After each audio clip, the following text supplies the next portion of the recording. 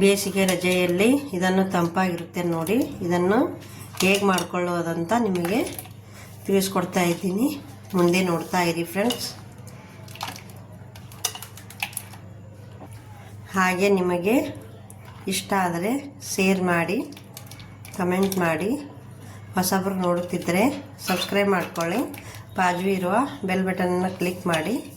ಮುಂದೆ ನಾವು ವಿಡಿಯೋ ಹಾಕಿದಾಗ ನಿಮಗೆ ವಿಡಿಯೋ ಬರುತ್ತೆ ನೋಡಿ, ನೋಟಿಫಿಕೇಷನ್ ಬರುತ್ತೆ ನೋಡಿ. ಬನ್ನಿ ಮುಂದೆ ತೋರಿಸ್ತೀನಿ ಇದನ್ನು ಹೇಗೆ ಮಾಡ್ಕೊಬೋದಂತ. ತರಕಾರಿ ದೋಸೆ ಮಾಡುವ ಹಿಟ್ಟಿಗೆ ಏನೇನೆಲ್ಲ ಹಾಕ್ತೀನಿ ಅಂತ ನೋಡಿ ಫ್ರೆಂಡ್ಸ್. ಮೊದಲಿಗೆ ನಾನು ಮೆಣಸಿನ್ಕಾಯಿ ಹಾಕ್ಕೊಂಡಿದ್ದೀನಿ. ಹಸಿಮೆಣಸಿನ್ಕಾಯಿ 4 ಕಟ್ ಮಾಡಿಕೊಂಡು, ಹಾಗೆ ಕರಿಬೇವು ಕೊತ್ತಂಬರಿ ಹಾಕೋತಾ ಇದ್ದೀನಿ ನೋಡಿ. ಅಲ್ಲ ಬೆಳ್ಳುಳ್ಳಿ ಪೇಸ್ಟ್ ಇದೆ ನೋಡಿ, ಜೀರಿಗೆ, ಅಜ್ವೇನು, ರುಚಿಗೆ ತಕ್ಕಷ್ಟು ಉಪ್ಪು,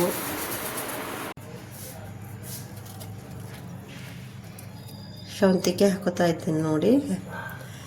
ಇದು ಕರೆದಿ ನೋಡಿ.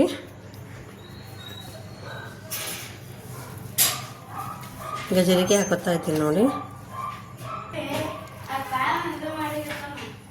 ಗಜರಿಗೆ ಶೌಂಠಿಗೆ ಹಾಕೊಂಬೋದಾಯ್ತು ನೋಡಿ. ಇವಾಗ ಮಿಕ್ಸರ್ಗೆ ಹಾಕೊಂಡು ಬಂದೀನಿ.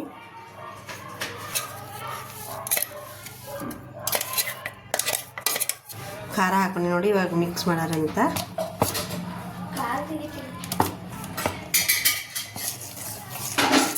ನಾನು ಸ್ವಲ್ಪ ನೀರು ಬೇಕತ್ತ ನೋಡ್ರಿ. ಇದಕ್ಕೆ ನಾನು ಸ್ವಲ್ಪ ನೀರು ಹಾಕೋತಾ ಇದ್ದೀನಿ ನೋಡಿ. ಇದೇ ಮಿಕ್ಸಿ ಜಾರಿ ಒಳಗೆ ಕಲಸ್ಬಿಟ್ಟು ಹಾಕ್ಕೊಂಡಿದ್ದೀನಿ. ಇದನ್ನು ಸ್ವಲ್ಪ 1-2 ನಿಮಿಷ ಚೆನ್ನಾಗಿ ಕೈ ಆಡಿಸ್ಬೇಕು ನೋಡಿ. ಇದಕ್ಕೆ 1-5 ನಿಮಿಷ ಬಿಟ್ಟು ದೋಸೆ ಮಾಡೋಣಂತ.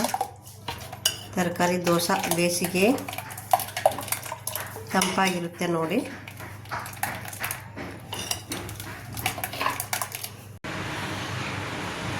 ತರಕಾರಿ ದೋಸೆ ಮಾಡುವ ಹಿಟ್ಟಿಗೆ ಇದನ್ನು ಹೇಗೆ ಮಾಡ್ತಾರಂತ ನೋಡಿ.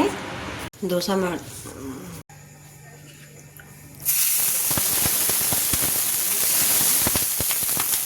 ಹಾಕಿ ಒರೆಸ್ಬೇಕು ನೋಡಿ.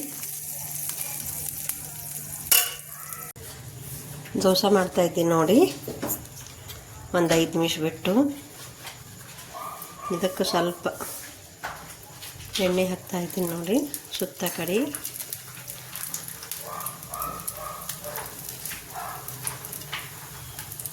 ಈ ರೀತಿ ಸ್ವಲ್ಪ ಹಚ್ತಾ ಇರಬೇಕು ನೋಡಿ.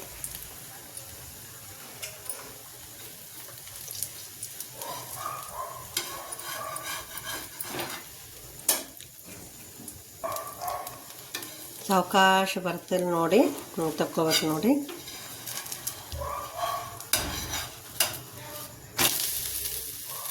ಈ ಥರ ಬರ್ತದೆ ನೋಡಿ.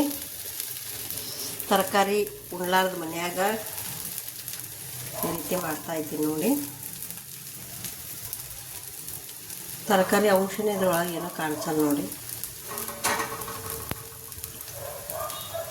ಹಾಗೆ ಇನ್ನೊಂದು ಹಾಕೋತಾ ಇದ್ದೀನಿ ನೋಡಿ. ನೀರು ಹೊಡೆದು ನೀವು ಈ ರೀತಿ ಒರೆಸಿ, ಅದಕ್ಕೆ ಹೋಟೆಲ್ದಾಗೆಲ್ಲ ಹಿಂಗೆ ಒರೆಸಿ ಮಾಡ್ತಾರತ್ತೆ. ಚಂದ ಆತ ನೋಡ್ರಿ ತೆಳ್ಳಗ.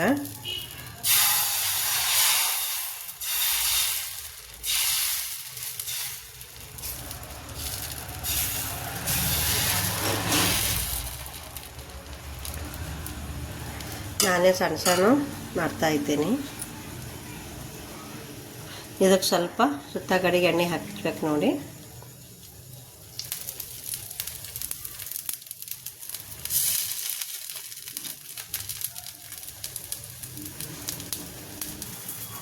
ಇವಾಗ ಎರಡು ಮಾಡಿದ್ದೀನಿ ನೋಡಿ. ಚೆನ್ನಾಗಿ ಮೆತ್ತಗೆ ಸಾಫ್ಟಾಗಿ ಆಗ್ತಾವೆ ನೋಡ್ರಿ. ಇದ್ರ ಜೊತೆಗಿರಲಿ ಸ್ವಲ್ಪ ಜಾಮ್ ಹಚ್ಕೊಂಬರಿ ಅಂತ. ಜಾಮ ಮತ್ತು ದೋಸೆ ರೆಡಿ ಆಯ್ತು ನೋಡಿ. ತರಕಾರಿ ದೋಸೆ ಹೇಗಾಗಿದೆ ಅಂತ ಕಮೆಂಟ್ ಮಾಡಿ ಹೇಳಿ ಫ್ರೆಂಡ್ಸ್. ಧನ್ಯವಾದಗಳು.